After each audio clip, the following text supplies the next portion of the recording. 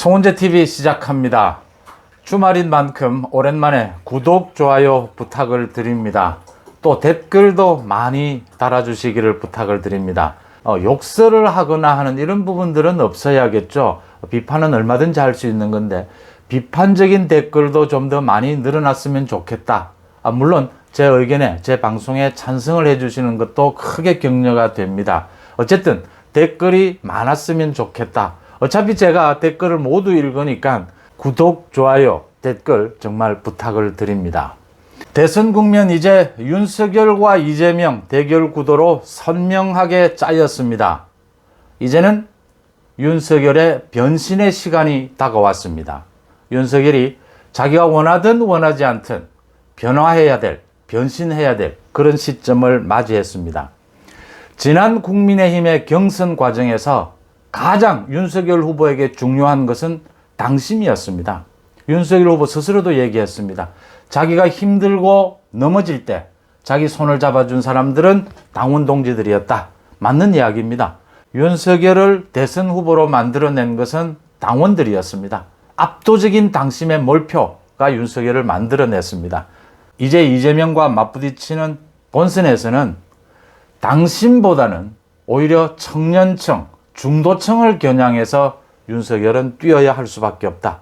그동안 윤석열을 대선 후보로 만들어준 당원들이 이걸 어떻게 쳐다볼 것이냐, 당원들이 이해해 줄 것이냐 하는 부분을 꼼꼼하게 따져보고자 합니다. 그 전에 윤석열 후보가 오늘 아침에 가락시장을 찾았습니다. 오후에는 이준석 대표와 점심을 하고 또 청년의 날 기념식 행사에 참석을 한다라고 합니다. 윤석열 후보가 먹는 것에는 진심이다 이런 이야기를 하지 않습니까? 뭘 먹는 게 정말 맛있게 또 복스럽게 잘 먹는다. 음식에 대해서도 굉장히 많이 알고 있습니다. 그러니까 오늘도 그런 이야기들이 나왔는데 굴비를 보고는 밥도둑이다. 이건 누구나 이야기할 수 있는 부분입니다. 오징어를 보고는 고추장에 찍어 먹으면 맛있다. 또 정육점에서 고기가 비스듬하게 썰리면 안창살이다. 육젓이면 이제 한 4-5달 됐겠다. 이렇게 음식에 대해서 굉장히 많이 알고 있고 굉장히 먹는 것을 좋아하고 카메라들이 많이 와 있는 자리에 원래 정치인들이 이렇게 먹는 걸 이렇게 연출하고 이렇게 먹는 모양만 취할 정도인데 윤석열 후보는 진짜 먹는 것을 즐기고 맛있게 먹고 또 그게 많은 당원들, 많은 국민들에게 좋게 비치고 특히 여성 유권자들에게 굉장히 인기를 끄는 한 요인이 되었다. 이런 이야기까지 나왔습니다. 각종 식사 자리에서도 윤석열 후보가 그 식사 자리에 올라오는 각 반찬들, 그게 어디에서 왔으며 그게 어떻게 먹으면 맛있고 이런 얘기하는데 많은 시간을 보낸다라고 합니다.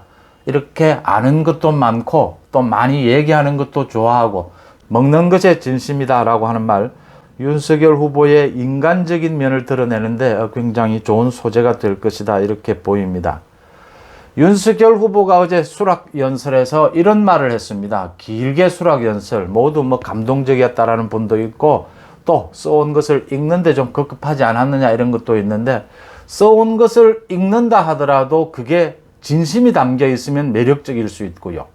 써온 것을 읽지 않고 애드립으로 이야기하더라도 진심이 와닿지 않으면 그 말이 그렇게 감동적이지는 않다. 이런 부분들이 일반적입니다. 어제 저는 그 긴 말 중에 수락연설 중에 가장 핵심적인 것은 정권 교체 앞에 우리는 분열할 자유도 없다. 정권 교체 앞에 우리는 분열할 자유도 없다. 그 말입니다. 야권 대통합을 해야 한다. 문재인 정권의 폭정, 이재명의 대장동 비리 끝내기 위해서는 야권이 대통합해야 한다. 모두가 동의하는 말입니다. 문제는 어떻게 통합할 수 있느냐 하는 부분입니다. 통합의 방법입니다. 구체적으로 들어가면. 지금 정권 교체를 위해서 윤석열 후보 주변에 김종인도 와야 하고 이준석도 서야 하고 안철수도 와야 하고 홍준표도 와야 합니다. 문제는 안철수는 김종인과 이준석과는 같이 하기 힘듭니다. 홍준표 후보도 김종인과 같이 설 수 없습니다. 홍준표 후보는 어제 이런 말을 남겼습니다. 26년간 당을 위해서 헌신했는데 헌신짝처럼 버려졌다. 백의종군하겠다라고 했습니다. 홍준표 후보 지난 26년간 보여준 정치 일정을 제가 거의 옆에서 지켜봤습니다. 지난 경선 과정에서 역선택 논란, 전술 전략에 논란이 있었습니다. 꼭 저렇게 네거티브를 해야만 하느냐라는 부분도 있었습니다. 그럼에도 불구하고 홍준표 후보가 보여준 정치적 경륜, 정치적 순발력, 뛰어난 것이었습니다. 홍준표가 아니라면 그 5, 6% 되는 그 지지율을 30%까지 끌어올리면서 홍준표 후보 스스로 얘기했지 않습니까? 국민의 관심을 이 경선에 끌어모으는 것까지가 내 역할인 것 같다. 그렇게 할 수 있는 사람은 지금 보수권에서는 홍준표밖에는 없다. 그건 누구나 인정할 수 있는 대목입니다. 김종인도 와야 하고 이준석도 와야 하고 홍준표도 와야 하고 안철수도 와야 합니다. 이걸 어떻게 조화시킬 것이냐. 윤석열을 중심으로 해서 이렇게 도저히 같이 설 수 없는 사람들이 같이 손을 잡아야 한다. 그걸 어떻게 가능하게 할 것이냐. 좀 더 구체적으로 들어가면 6, 70대의 당심과 20, 30대의 청년층을 어떻게 결합시킬 것이냐. 지난 재보궐선거에서 서울과 부산시장의 승리는 20, 30대 청년층과 6, 70대의 보수층이 손을 잡았기 때문에 가능했던 것이었습니다. 이번 대선에서 이걸 또 한 번 재현시켜야 합니다. 이게 어떻게 가능할 수 있느냐. 윤석열 캠프, 메머드 캠프를 이야기하면서 제가 일전에 이야기 드린 적이 있습니다. 지난 10년이 넘게 15년 가까이 야권은 분열에 분열을 거듭해 왔습니다. 특히 문재인 정권 들어서부터는 야권은 분열 그 자체였습니다. 친박이 있었고 친이가 있었고 탄핵파가 있었고 반대파가 있었습니다. 갈기갈기 찢어졌습니다. 윤석열 후보 캠프가 메머드가 되면서 거기에는 뭐 각 계파들이 모두 포함이 되는 것을 보면서 윤석열을 중심으로 야권이 정말 오랜만에 대통합할 수 있겠구나 하는 것을 읽는다, 이런 말씀을 드렸습니다. 지금 이제 야권 대통합에 그렇게 모두 모여야 할 때다. 윤석열 후보가 이제 선출되고 난 이후에 안철수와의 단일화에 대해서 적확하게 얘기했습니다. 대선 출마를 선언한 지 얼마 되지 않은 분에게 단일화를 얘기하는 것은 예의가 아니다. 안철수 후보와 야권 대통합에서 만날 것이라고 확신한다라고 했습니다. 그렇습니다. 안철수 후보에 대해서 가장 중요한 것은 물론 일부 견제도 필요는 할 겁니다.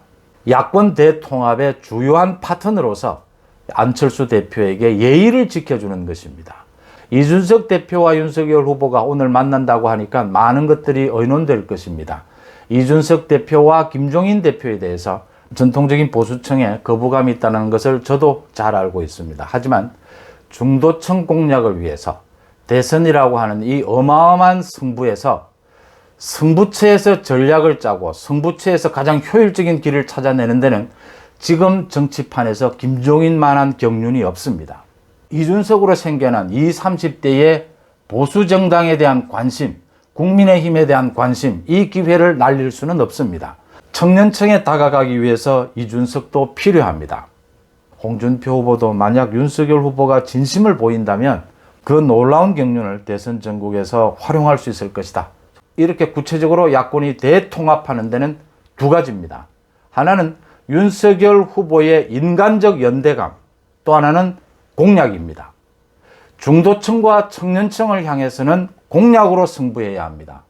지금의 청년층 20, 30대는 자신의 지지를 쉽게 바꾸는 그런 유동적인 성향을 갖고 있습니다. 그 기준은 무엇이냐? 자신에게 이익이 되는, 자신에게 유리할 수 있는 공약을 누가 내느냐? 어느 후보가 진심으로 청년층을 위해서 공감하고 자신들을 위한 공약을 준비했느냐의 무게를 싣고 있습니다. 20, 30대 청년층이 원하는 것은 단지 돈 몇 푼을 나누어주는 그런 복지가 아니죠. 자신들도 기회를 달라. 50대, 60대, 70대가 누렸던 그런 기회를 자기들에게도 달라. 그러면 자기들도 열심히 노력해서 부자도 될 수 있고 사회를 위해서 일을 할 수도 있고 그런 기회를 갖고 싶다라는 것이 20, 30대들이지 않습니까? 그런 공약을 만들어야 한다. 홍준표 후보가 내놓은 모병제라든지 20, 30대가 가장 예민한 것이 시험이지 않습니까? 시험의 공정성이지 않습니까? 사법시험을 부활하겠다라고 하든지 100% 정시로 하겠다라고 하든지 그 부분은 충분히 아직 검토해야 될 부분들이 많이 남아있긴 하지만 홍준표 후보답게 청년층을 겨냥해서 청년층의 가슴을 때리는 그런 공약이었다라고 하는 점은 분명합니다. 윤석열 후보가 홍준표 후보에게 경륜을 배우겠다라고 했는데 그런 부분을 배워야 합니다. 노련하지 않습니까? 내가 어떤 말을 해야 청년층이 좋아한다라는 것을 적확하게 찌른 것입니다. 그렇게 중도층, 청년층은 공약으로 승부해야 한다.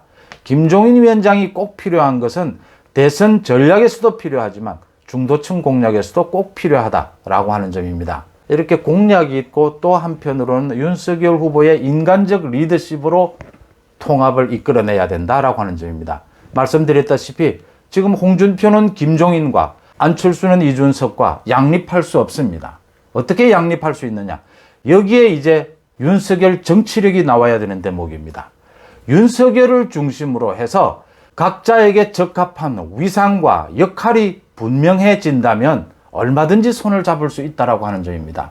중요한 것은 윤석열 후보가 지난 대선 경선에서 보여준 것이 그 매머드 캠프에서 여러 번의 실수가 나왔음에도 불구하고 윤석열은 모두를 끌어안는 포용력을 보여줬습니다. 그 다음 두 번째, 중요한 결정은 정치 신인이었지만 윤석열 후보가 조금도 양보하지 않았다라고 하는 점입니다.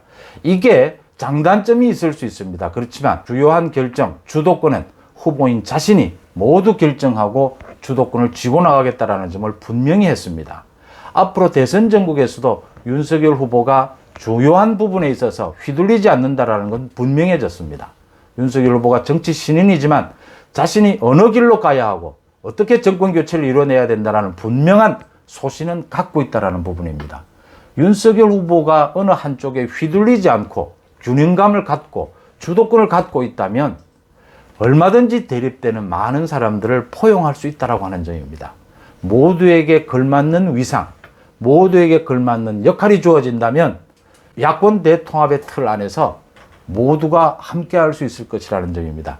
윤석열 후보의 개인적인 정치력, 리더십 이것과 또 중도층을 겨냥한 공약 이 두 가지 구체적인 수단을 갖고 야권 대통합을 이루어낼 수 있을 것이다. 마지막으로 윤석열에 대해서 거의 조건 없는 지지라고 해도 좋을 정도로 무한한 지지를 보냈던 국민의힘 당원들, 당심은 이제 윤석열을 놓아줄 때가 되었다. 윤석열의 변신을 이해해줘야 될 때가 되었다 하는 점입니다. 여러분들은 어떻게 느끼십니까? 구독, 좋아요에 이어서 많은 댓글 부탁을 드립니다. 고맙습니다.